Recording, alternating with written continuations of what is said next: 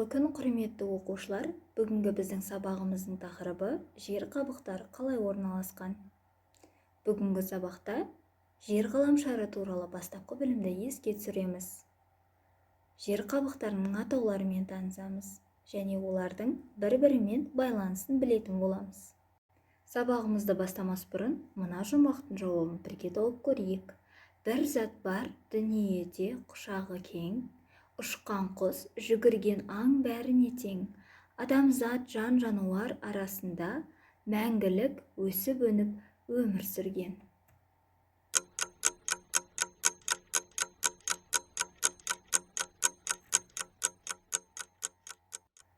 Дұрыс балалар, жауабы жер. Жер ғаламшары. Жер біздің ортақ үйіміз.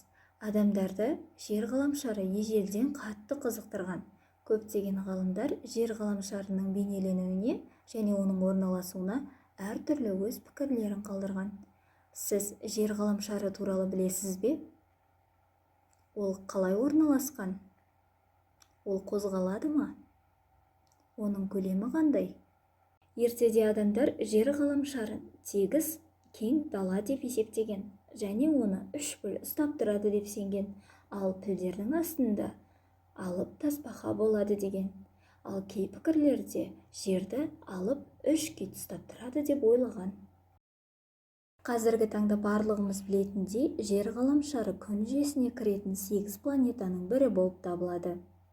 Жер ғаламшары шамамен 4,5 миллиард жыл бұрын пайда болған. Жер өз осінде және күнді айнала қозғалады. Жер ғаламшары көлемі жағынан 5-ші орында, ал орналасуы жағынан Меркурий мен Шолпаннан кейінгі 3-ші планета. Жер ғаламшары өз осін бір тәулікте, яғни 24 сағатта, ал күнді 365 немесе 366 күнде, яғни бір жылда айналып шығады. Жер ғаламшарының жалғыз серігі ай болып саналады. Басқа 8 планетадан жер ғаламшарының басты ерекшелігі мұнда тіршілік бар.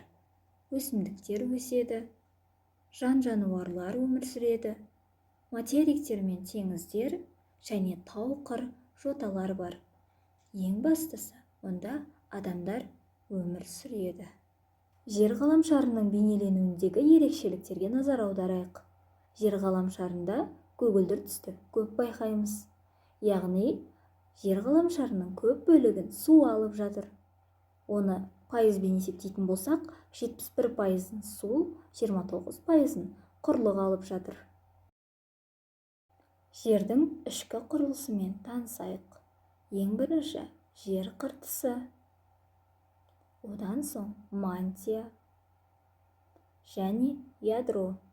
Жер қабықтары, атмосфера, биосфера, гидросфера, литосфера. Ең бірінші, атмосфера. Атмосфера дегеніміз жердің ауа қабығы. Грекше атмос бу, сфера шар деген мағынаны береді. Келесі биосфера.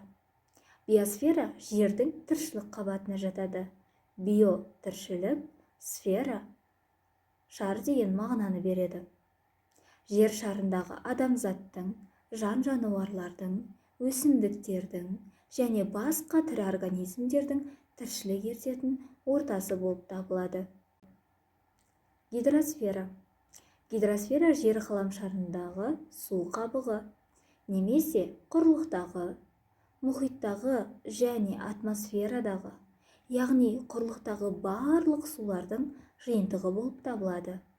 Гидросфераның құрамына біз мұхиттар мен теңіздерді, өзендер мен көлдерді, жер асты суларын жатқызамыз.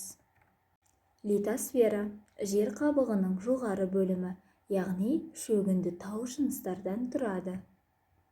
Балалар, қазіргі таңда ауаның ластануы бойынша мәселелер өте көп. Қанекей, ойланайықшы. Ауаға шығатын түтін мөлшері көбейсе, атмосфера қалай өзгереді? Егер көбірек ағаш отырғызылса, биосферада қандай өзгерістер болады?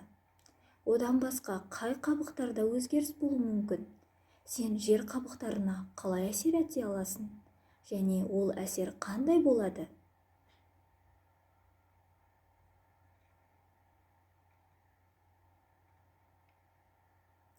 Ендеше осы сұрақтардың жауабын білгіміз келсе, келесі бейнероликке назар аударайық. Адамдар тіршілік ету барысында жердің ауа қабатына әсер етеді. Мысалы, зауыттар мен фабрикалар ауаны ластайтын әртүрлі қалдықтар шығарады.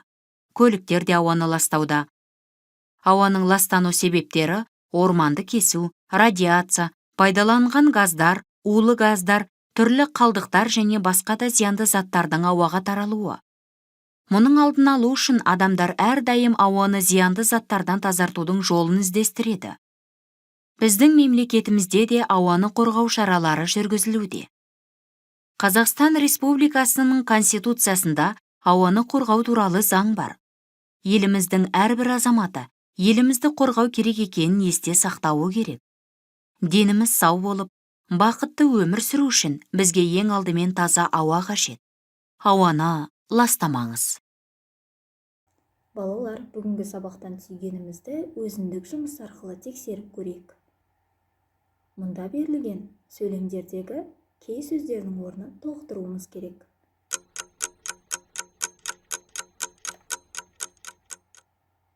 Уақыт аяқталды. Қане, өз жұмысымызды тексеріп көрейік. Жер қабықтары бір-бірімен тығыз байланысты.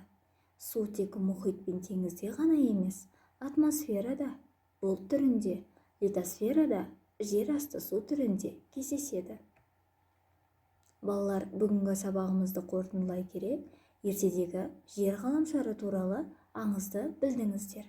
Жер қабықтарының атауларымен, яғни атмосфера, гидросфера, биосфера, литосферамен таныстыңыздар. Құрметті оқушылар, бүгінгі сабақтан біліп-білмегендеріңізді немесе өз ойларыңыз бен пікірлеріңізді маған SMS арқылы жолдасаңыздар болады. Қош сау болыңыздар.